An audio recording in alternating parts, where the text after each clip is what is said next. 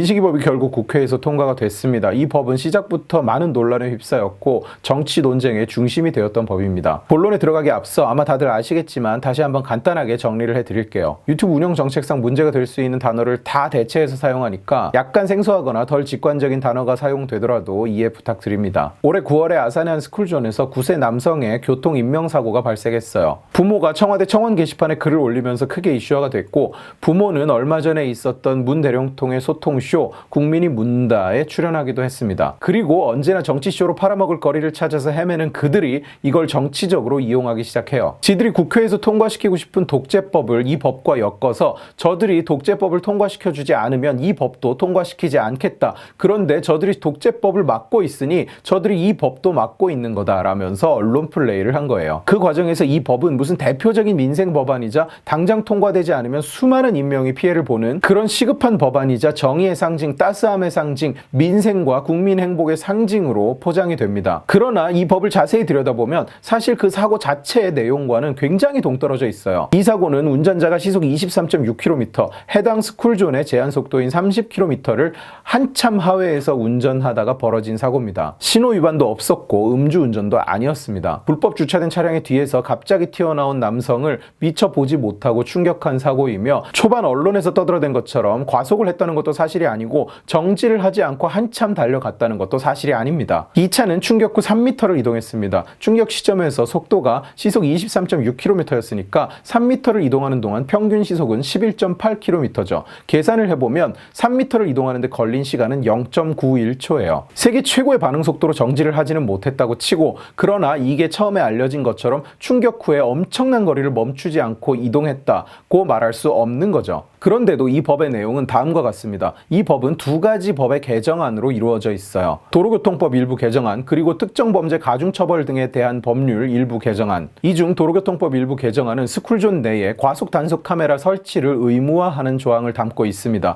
그런데 말씀드린 것처럼 이 사고는 과속과는 아무런 연관이 없는 사고였어요. 카메라를 설치해도 애초에 이 사고를 막는 것과는 아무런 연관이 없다는 얘기입니다. 왜? 차는 시속 23.6km로 이동했고 카메라는 30km 이상에서 단속을 했을 테니까요. 특정 범죄 가중처벌 등에 관한 법률, 줄여서 특가법의 일부 개정안은 초기 내용은 다음과 같습니다. 우선 12대 중과실로 인명사고가 발생하면 상황을 따지지 않고 무조건 최소한 3년 이상, 최대 무기징역까지 선고가 됩니다. 그냥 12대 중과실로 인한 교통사고로 인명피해 발생 시 닥치는 대로 3년 이상의 징역을 때리겠다는 겁니다. 12대 중과실이란 신호위반, 중앙선 침범, 시속 20km 이상 과속, 앞지르기 금지 위반, 철길 건널목 통과 방법 위반, 횡단보도 사고, 무면허 운전, 주취 운전, 보도 침범, 개문 발차, 어린이 보호구역 내 사고, 화물 고정 조치 위반입니다. 예를 들어서 횡단보도에서 사람들이 다 지나간 걸 확인하고 우회전을 하는데 갑자기 어떤 사람이 뛰어들어서 인명사고가 났다. 지금은 그 정황을 고려해서 양형이 되겠지만 이 법이 발효된 뒤로는 그냥 3년 이상 감옥에 가는 거예요. 어린이를 보호하겠다는 주장과 상관이 없이 그냥 인명사고 발생 시에 일단 감옥에 몇 년 집어넣고 시작하겠다는 겁니다. 참고로 이 법을 대표 발의하고 방송에 나와서 집을 질질 짜던 강훈식이는 지 자신이 무면허 운전으로 적발된 전력이 있는 인간입니다. 그 다음 호가 바로 스쿨존에 관한 조항이에요. 이 부분은 더 황당합니다.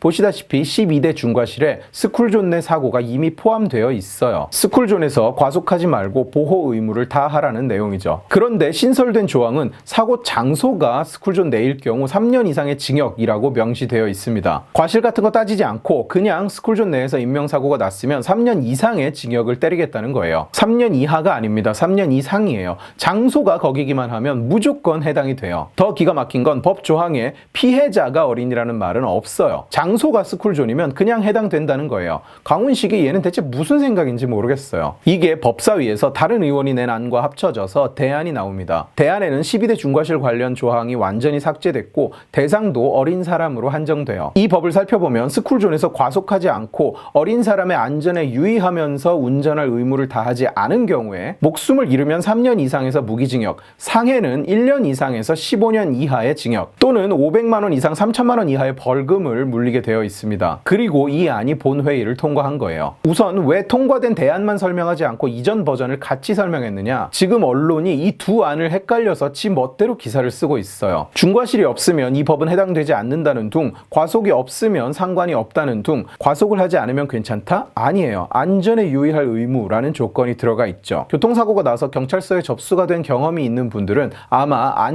안전운전 의무 불이행이라는 딱지를 보신 적이 있을 거예요. 또는 전방 주시 의무 태만이라는 딱지도 있죠. 그런데 이건 딱히 어떤 특정한 정해진 의무를 위반했다는 뜻이 아닙니다. 사고가 났으니 안전운전할 의무를 다하지 않았구나. 앞을 아마도 제대로 살피지 않았구나. 실무적으로 이렇게 결론을 내리고 딱지를 끊는 거예요. 뭔가 사고가 발생했고 접수가 됐는데 중과실도 아니고 명백한 어떤 사고의 원인이 있는 것도 아니고, 그러면 이걸 안전히 운전할 의무를 다하지 않은 것으로 본다는 겁니다. 그러니까 안전에 유의하면서 운전할 의무라는 서술은 그냥 사고가 발생하면 의무를 다하지 않은 것으로 본다는 얘기예요. 달리 말하면 그냥 묻지도 않고 따지지도 않고 감옥에 보내는 법이냐? 네, 맞습니다. 그냥 무조건 감옥에 보내는 법입니다. 운전자의 잘못이 매우 제한적이어도 스쿨존 내에서 일어난 인명사고에 연루되면 운전자는 그냥 감옥에 갑니다. 심지어 이런 상황도 가능해요. 차가 막혀서 스쿨존 내에 신호가 없는 횡단보도에 차를 반쯤 걸치고 있었는데 누군가가 뛰어와서 차 옆구리에 몸으로 박아서 인명사고가 났다. 법적으로 이건 교통사고이며 새 법에 따르면 3년간 감옥에 갑니다. 과속 등은 주의해서 피할 수 있다고 하더라도 운전을 해본 사람은 누구나 일부 사고는, 특히 애들이 연루된 사고는 자기의 주의와는 상관없이 때로는 피할 수 없는 상황이 있다는 것을 이해합니다. 이 법은 그런 경우에도 일단 사고가 발생했고 극히 일부라도 과실을 잡을 수 있으면 3년간 감옥에 갑니다.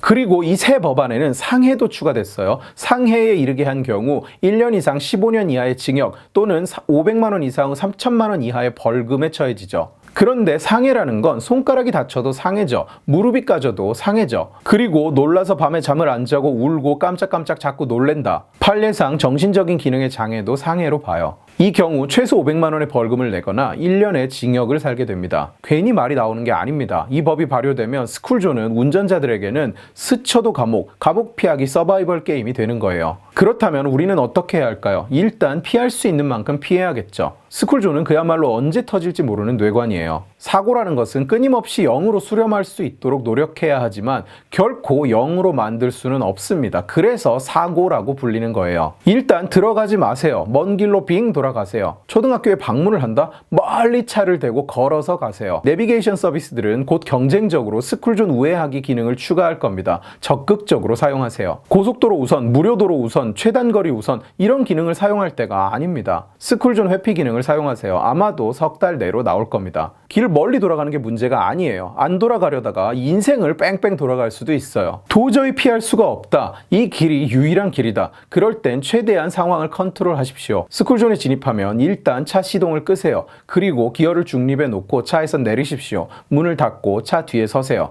이제 스쿨존 끝까지 차를 밀고 가는 겁니다. 농담이 아니에요. 교통사고 처리 특례법의 대상은 사고를 일으킨 운전자고, 도로교통법에 따르면 운전이란 차 말을 그 본래의 사용 용도에 맞게 이용하는 것을 말해요. 차를 뒤에서 미는 건 차의 본래의 사용 방식이 아니고, 따라서 이건 운전이 아니고, 따라서 차를 미는 사람은 운전자가 아니고, 따라서 이 법의 적용을 받지 않습니다. 그리고 감경사유를 만들기 위해서 보험에 드세요. 차를 밀어서 이동하다 사고가 나면 운행 중 사고가 아니므로 자동차 보험 처리가 되지 않습니다. 따라서 감경사유가 하나 줄어들죠. 그러므로 각자 아는 손해보험사에 전화해서 일상생활 배상 책임보험, 줄여서 일배책을 드세요. 이는 일상생활 중에 일어난 일로 배상 책임 발생 시 이에 대한 보상을 보험회사가 하는 보험입니다. 보통 월 몇백 원밖에 되지 않아요. 그리고 배상 책임 보험이 있으면 감경사유에 해당이 됩니다. 그 외의 감경사유는 피해자에게 과실이 있는 경우, 밀고 가는 차에 치였으니까 과실이 있겠죠. 특히 참작할 사유가 있는 경우, 차를 밀고 가고 있으니까 참작할 만하죠. 진지한 반성, 각자 알아서 진지하게 반성을 하시면 되죠. 이렇게 차를 밀고 가다가 사고가 나면 양형기준상 과실치사 징역 6개월에서 1년, 감경사유가 충분하면 최대 징역 8개월이에요. 3년 이상 최대 무기징역인 그 법과는 비교도 할 수 없을 만큼 가볍죠. 농담 같지만, 그리고 농담의 소재로 사용할 만한 일은 아니지만 이게 우리가 처한 현실입니다. 잘못을 했고 남에게 피해를 입혔으면 그에 대한 합당한 책임을 지는 것은 당연한 일이죠. 그러나 그 책임이라는 것은 마음이 아프다는 이유로 보복하듯이 만들어지고 또 확대되어서는 안 됩니다. 비상식적으로 강화된, 그리고 원래 사고와 연관도 없는 내용으로 누군가를 징벌하려는 듯이 만들어진 법, 이게 악법이 아니라고 말할 수 있습니까? 상황 해결에는 전혀 도움이 되지 않으면서 그냥 누군가에게 내려쳐질 철퇴로만 기능하는 법이 다음엔 당신이 피해자일 수도 있죠. 그러나 조심한다고 완벽히 피할 수 있는 것이 아닌 이런 사고는 다음엔 당신이 가해자일 수도 있습니다. 그때는 무슨 법을 또 만들 겁니까? 준영이 아빠법, 상철이 엄마법, 서연이 할아버지법. 오늘 지식의 칼은 여기까지입니다. 재미있게 보셨으면 지식의 칼 채널을 구독해 주시고 이 영상을 주변에 공유해 주세요. 여러분들이 공유해 주시면 설득은 제가 하겠습니다. 고맙습니다.